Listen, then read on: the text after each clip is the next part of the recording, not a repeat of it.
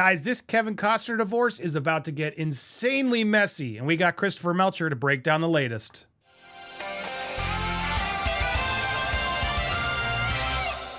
Welcome to Popcorn Planet. I am Andy Signore, and a hearing is happening today regarding Kevin Costner and his wife.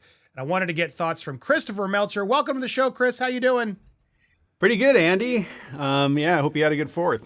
I did. I hope you as well. But I saw you getting back to Twitter to talk about this because, I mean, you must see these big stories and go, oh, that's me. I gotta get involved. And this is a big one. Big celebrity divorce is now starting to get through all the magazines. And I'm starting to see some messy headlines blaming, get the heck out of my house, stop spending money on plastic surgery. And a hearing today is going to sort of, I guess, set the tone for how messy this ultimately gets. You broke down in a really nice thread, but just sort of overview, what's happening here with Kevin Costner and his wife? Why is this suddenly giving you red flag city? Well, it's, they married 19 years. They got 3 kids together, and they broke up in April. Now, usually, the lawyers and the parties will work stuff out quietly, and there's not going to be all this drama. But this couple has been unable to do that to the point where it's not only gone to court, meaning court proceedings, but a lot of nasty allegations being traded one side to the other. And there's really no end in sight on the thing. It's really embarrassing, honestly, for the kids. These are 3 teenagers there that live in Santa Barbara. It's a small community. Bad enough, when your parents are getting a divorce, but when your parents are public figures, or at least Kevin is, this is headline news. So it's really, really embarrassing for them to see their parents trade these allegations. Now, the reason why I think that it's going to continue going on is that they are miles apart on support. You have this in the thread. I mean, let's get in it, because I was reading your thread and it's wild. Because she's asking for $248,000 a month, guys. $248,000 a month. I mean, I know child support in LA is high, but that's not normal. Please tell me, right? Yeah, I mean, it's, we've seen really, really large support orders. This one is really, really high. And what I think is driving it is that there's a premarital agreement between the two of them that she gets, $200,000 early on in the marriage and then $1 million on breakup. That's what I think that her alimony piece is. So, she's not happy with that. She's challenging that provision, and she's really trying to make up the difference in child support, because you cannot limit child support in a premarital agreement. So she's asking for the moon in child support. And I know you can get these numbers up there pretty high. He lives, his house where they live, or they lived during their marriage, is this huge compound, beach compound in Santa Barbara. I mean, the rental on that thing would be at least $100,000 a month. So, if you start putting that together, like, what does it cost to rent something similar to the family home?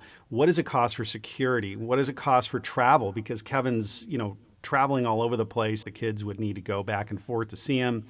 You start putting all this together, you could definitely get to a high amount.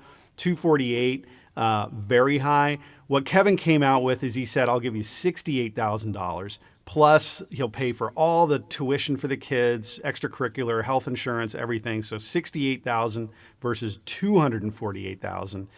They're $180,000 apart. And and the main thing that's really upsetting him right now is that the agreement said if they ever break up and file for divorce, that she needs to move out of the house within 30 days. That type of provision is kind of typical for a prenup. It's really not that immediately enforceable. I mean, she should honor her agreement, but realistically, what she's saying is, hey, I can't really just pick up and move. I need support set, whatever that's going to be, and find a place. So she's saying she'll move out by August 31. He wants her out by July 13th. He's going to court. That's technically on calendar for today. I don't think the court's going to order that right now. So she will get out. She really needs to, because otherwise she could be responsible for the rental charges for that house while she stays there, for his attorney's fees. So she's going to move. They just got to figure out this child support part. And there's some pretty nasty allegations that are being shared between the two of them over that support thing, which got a little out of control. Yeah, it's wild because and Christopher did a great thread. Please go follow him at @CA_divorce, and you get these things. We're going to go a little bit more, but that's the sort of big shocking thing about this. He's basically like, get out of my house, get out of my house, and then what's interesting is you just revealing it's not as strictly enforceable, but if she rolls the dice and fights, etc., and he wins, she's then on the hook to pay whatever his rental fee is going to be for that house, which is going to be pretty high, and I'm sure she knows this is not super as in her favor as maybe she thought. What's interesting, though, as you were alluding, there's definitely now been some jarbs being sent across the way, and now the latest, and I think probably him implying that she's spending $188,000 on plastic surgery bills. I don't know how you do that per month. Wow, I didn't know. I've been out of California a while, Christopher, but our plastic surgery bills out there now rounding out to about $200,000 a month. Yeah. Again, this seems like a cheap shot at her. He didn't really need to do this, did he? I mean, this is a sign of how ugly it's getting. Yeah, it's a sign of how ugly it's gotten. So what's going on there is that she had to put a budget together. It's called income and expense declaration and proposed needs for the children. So this is what we do when we're trying to, support these large awards. And so she put her presentation together, and his accountant went through and looked at it and said, well, hey, she's spending, massive amount of money on plastic surgery, and therefore she wants all this child support for herself. So for plastic surgery. I mean, it's an outrageous sum. I have no idea how they calculated that. She's a beautiful woman. I don't, there's no visible signs that she's, getting. I mean, if anyone got that level of plastic surgery, I think it would be noticeable. Yeah, it would be really weird. Maybe not. Or maybe you pay that much so it's not noticeable, Chris. I don't know. She doesn't look like she needs any work. And so I don't know where that's coming from. And again, I understand. He's upset, and he feels, the pressure because he's working on this movie project, and his editing equipment and stuff is part of this compound, and he doesn't feel comfortable being there when she's living there. So he feels that he can't finish his movie on time. And so he's all upset. But look, that's, even though they don't get along and she may be a nasty person, I don't know. But that's the mother of your kids. And how old are the kids? Are they like what 13, age range? 14, and 16. Okay, so yeah, they're older. At least they're older, but still, it's not easy on them, and that's rough. But I mean, it's also not easy when you see your dad out there blaming her plastic surgery, which is only going to cause more divisiveness between them. It's just a low shot, and yeah, you brought this up. Even just the statement in the beginning was very strange when you reminded me as I went back here. It is with great sadness that circumstances beyond his control have transpired, which have resulted in Mr. Costner having to participate in a dissolution of marriage action. What the hell does that mean, Christopher? Have we still not figured that out? Like, this is the weirdest. Is he trying to imply she cheated or did something horrific? I mean, it sure sounds toxic to me both ways. What are your thoughts? Yeah, and you got to remember, this is like a professional spokesperson giving that statement. And it's like, what a horrible statement. And, so it's really bizarre. I know when that came out, we're like, well, what is he implying? Like that she cheated on him, or that he doesn't want the divorce and she wants the divorce, and he's being dragged into court. So I spent some time looking through the court papers. And what I think is going on is that when they broke up April 11th, they must have tried to work this out like, people do. And they couldn't. And because they couldn't, she went ahead and filed publicly for divorce. And I think that's what he's reacting to, basically saying that, he didn't have a choice. Yeah, he didn't have a choice. He wanted to settle. He could have just said that. This is creepy, controlling, weird language. And again, for a professional spokesperson to say it, well, and he's really, not getting really the best. He's out there getting a lot of bad press, but not even because of this. He's in another high-profile divorce with Yellowstone and its creators, and so there's a lot of damage control he's been facing regarding Taylor Sheridan, the creator of that show, who are both. This is a mass. I'm sure some of the audience, you guys watch Yellowstone, massively popular show that Costner leads. And now has been playing well, I don't want to come back. I want it on my schedule. I'm trying to do my movie and I don't really want to do. So he's been labeled as difficult and sort of controlling through that narrative as well. So coupled back, maybe this is his attempt to try to I don't know, control the Marriott. But again, I agree. It doesn't look good for him at all. And I don't see a lot of stuff of the wife yet. The wife sort of putting out shots in the paper. You know, I haven't seen salacious stuff like Costner's a jerk, you know, type of stuff yet. Do you think that's going to happen? I guess final thoughts here. Where is this going to resolve? Will this hearing sort out anything you think, or is this going to be a long, stretched out thing? Yeah, so she, you know, she did come after him about telling the kids on his 20-minute Zoom call about the divorce without her being present, and you know, so that she was, you know, attacked him for that. So this July 5th thing, I think what, you know, today, the hearing, I think what's going to happen is more case management. The court, Judge Anderley, who's fantastic in Santa Barbara, is just going to get control of the case.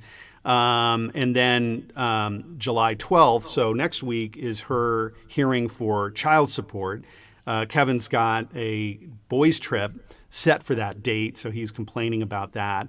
And, you know, it'll go on, but this case will settle like most all cases settle. It's very rare for them to go to court. There's enough money to go around. And so I do think that this thing will settle, but I don't think they're done fighting yet.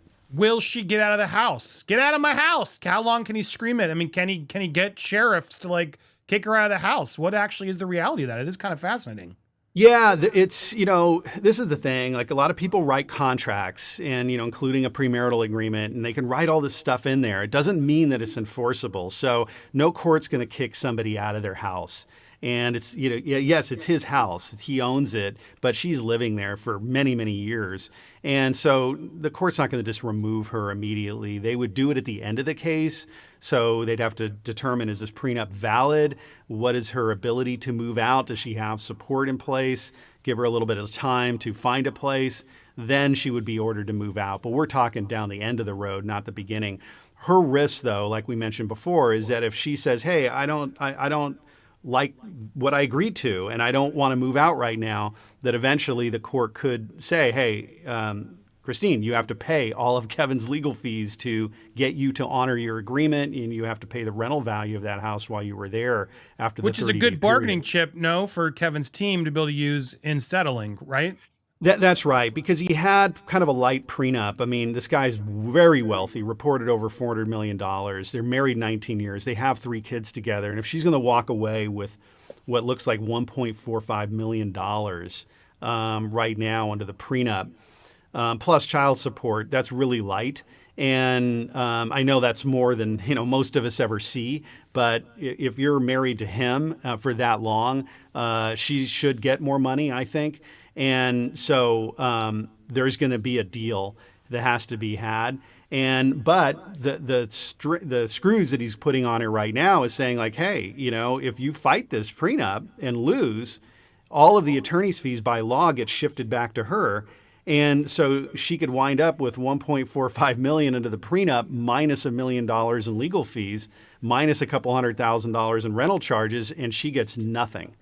So that's the risk that she faces. So that she will settle, but I think he also has to pay significantly more than what the prenup says.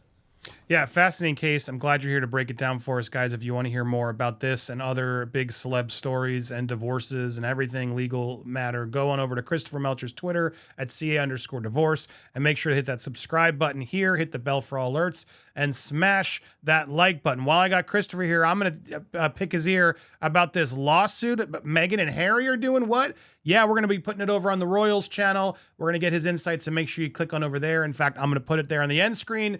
Subscribe here, watch our videos, but also subscribe to that Popcorn with the Crown if you like our royal coverage. Lots more is going to be coming over there. But also now we can do more stories here. How nice.